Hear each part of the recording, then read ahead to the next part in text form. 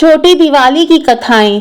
कार्तिक मास में दिवाली का पर्व 5 दिनों के त्योहारों की श्रीलंका रूप में मनाया जाता है। इस श्रीलंका में धनतेरस के बाद दूसरा दिन छोटी दिवाली या नरक चतुर्दशी का होता है।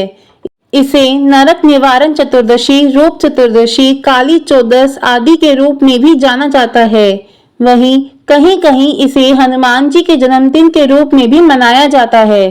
पहली कथा, नरक चतुर्दशी की कथा। ऐसा माना जाता है कि इस दिन भगवान श्री कृष्ण ने अपनी पत्नी सत्यभामा और मां काली की कृपा से नरकासुर नाम के राक्षस का वध किया और संसार को उसके आतंक से मुक्ति दिलाई।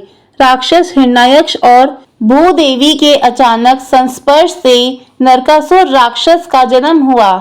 उसके जन्म के समय भगवान विष्णु ने भूदेवी से कहा, भूमि देवी, नरकासुर जो यह तुम्हारा पुत्र है वह हिरण्यक्ष की तरह ही बहुत शक्तिशाली बनेगा। भूमा देवी ने भगवान विष्णु को देखा और आशंकित होकर पूछा, क्या वह भी हिरण्यक्ष की तरह एक भयानक दानव होगा? भगवान विष्णु ने अपना सिर हिला दिया और दुख के साथ कहा, वह हिरण्यक्ष की तरह हो सकता है। वास्तव में वह हिरण्यक्ष से भी अधिक शक्तिशाली हो सकता है। समय के साथ वह बड़ा होकर वह बहुत शक्तिशाली हो गया। उसने कठोर तपस्या करके भगवान ब्रह्मा से अमरता का वरदान इस शर्त पर पा लिया कि उसकी मृत्यु केवल उसकी मां के द्वारा हो सकती है। ब्रह्मा जी ने उसे अमरता का वरदान देते हुए समझाया कि वह अपनी शक्तियों का उपयोग अच्छे कर्मों के लिए करे। अमरता का वरदान पाकर वह अपने राज्य में लौट आया और पहले से भी ज्यादा दुष्ट हो गया। उसने पृथ्वी पर सभी राज्यों को अपने नियंत्रण में ले लिया।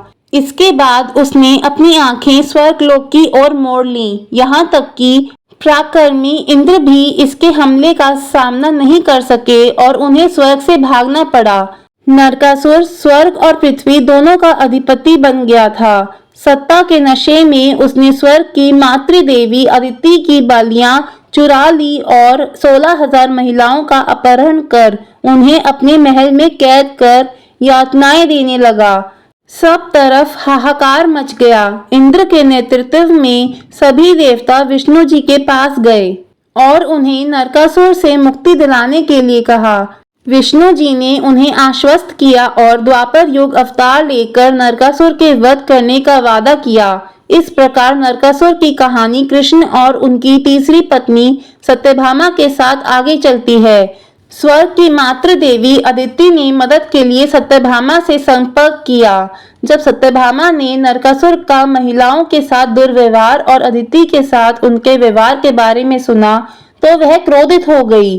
सत्यभामा ने नरकासुर के खिलाफ युद्ध छेड़ने की ठान ली। युद्ध के लिए भगवान कृष्ण अपनी पत्नी सत्यभामा के साथ गरुड़ पर सवार हो गए, जैसे कि देवों और अदिति से वादा किया था। कृष्ण ने नरकासुर के दुर्गम किले पर हमला किया। दोनों ओर से भीषण युद्ध हुआ। अंत में सत्यभामा भूदेवी का अवतार नरकासुर की मां द्वारा नरकासुर का वध हुआ। नरकासुर की मृत्यु से पहले उसने अपनी मां सत्यभामा से एक वरदान मांगा कि उसकी मृत्यु का जश्न रंगीन रोशनी से मनाया जाना चाहिए। आखिर सत्यभामा उसकी मां थी, कैसे इनकार करती। इस प्रकार इस दिन को नरक चतुर्दशी के रूप में मनाया जाता है। दिवाली से एक दिन पहले कृष्ण और सत्यभामा ने जीत के बाद सभी कैदियों को स्वतंत्र किया और अदिति के कुंडल सम्मान के साथ उन्हें लौटाए। यह है कथा नरक चतुर्दशी की। एक अन्य कथा, रूप चतुर्दशी की कथा। नरक चतुर्दशी को रूप चतुर्दशी भी कहते हैं। इस दिन भगवान श्री कृष्ण की भी पूजा का विधान है। भगवान श्री कृष्ण का पूजन करने से व्यक्ति को सौंदर्य की प्राप्ति होती है। रूप चतुर्दशी के संबंधित एक कथा प्रस्तुत है। प्रचलित मान्यता के अनुसार प्राचीन समय में हिरण्यगर्भ नाम का राज्य था। उसमें एक योगी रहते थे। एक बार योगीराज ने प्रभु को पाने की इच्छा से समाधि धारण की। लगातार कठोर तपस्या के कारण उन्हें अनेक कष्टों का सामना करना पड़ा। अपनी लगातार तपस्या के कारण वह अपने शरीर का ध्यान रखने में असमर्थ हो गए, जिससे उनकी दशा विभत्स हो गई। अपनी विभत्स दशा के कारण वह बहुत दुखी रहते थे। तभी विचरण करते हुए नारद जी उन योगी राज जी के पास आकर उनसे उनके दुख का कारण पूछते हैं। योगीराज उनसे कहते हैं, हे मुनिवर, मैं प्रभु को पाने के लिए उनकी भक्ति में लीन रहा, परंतु मुझे इस कारण अनेक कष्ट हुए। मेरे शरीर की दशा विभत्स हो गई है। ऐसा क्यों हुआ?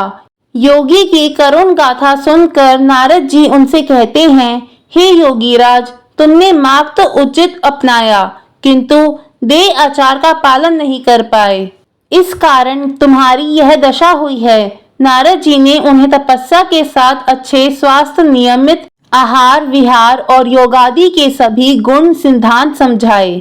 साथ ही नारद जी ने उनसे कहा, कार्तिक कृष्ण पक्ष की चतुर्दशी के दिन व्रत रखकर भगवान विष्णु की पूजा आराधना करो। नारद जी के कथनों के अनुसार योगी ने व्रत किया और व्रत के प्रभाव स्वरूप उनका शरीर पहले जैसा स्वस्थ और सुंदर हो गया।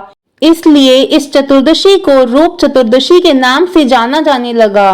रूप चतुर्दशी के दिन सुबह तड़के स्नान करने का बहुत महत्व है। तेल उपटन के साथ अभ्यंग स्नान करने से न केवल स्वर्ग की प्राप्ति होती है, वरन अद्भुत सौंदर्य की भी प्राप्ति होती है। एक अन्य कथा, नरक निवारण चतुर्दशी की कथा। एक और प्रचलित कथा के अनुसार रंती देव नाम से एक धर्मात्मा राजा थे। उन्होंने कभी कोई पाप नहीं किया, लेकिन फिर भी मृत्यु के दौरान यमदूत आए और उन्हें नरक लोक ले जाने लगे। यह सब देखकर राजा बोले, मैंने कभी कोई पाप नहीं किया, फिर भी आप मुझे क्यों नरक ले जाना चाहते हैं? यह बात सुन यमदूत ने जवाब दिया कि हे राजन, एक बार आपके द्वार से एक ब्राह्मण भूखा लौट गया था। यह उसी पाप कर्म का फल है। इस बात को सुन राजा ने यमदूत से 1 वर्ष का समय मांगा और ज्ञानी जनों के पास अपनी इस समस्या को लेकर पहुंचे। तब उन्होंने कार्तिक मास के कृष्ण पक्ष की चतुर्दशी का व्रत रखने और ब्राह्मणों को भोजन कराकर इस पाप कर्म के लिए क्षमा मांगने को कहा। राजा ने ऐसा ही किया। साल भर बाद यमदूत राजा को फिर लेने आए। इस बार वह उन्हें नरक के बजाय विष्णु लोक ले गए। तब से कार्तिक मास की कृष्ण पक्ष चतुर्दशी को दीप जलाने की परंपरा शुरू हुई, ताकि अनजाने में हुए पाप को भी क्षमादान मिल सके। विष्णु भगवान की जय। प्लीज लाइक एंड शेयर, और अगर आप चैनल पे नए हैं तो प्लीज सब्सक्राइब कर लें।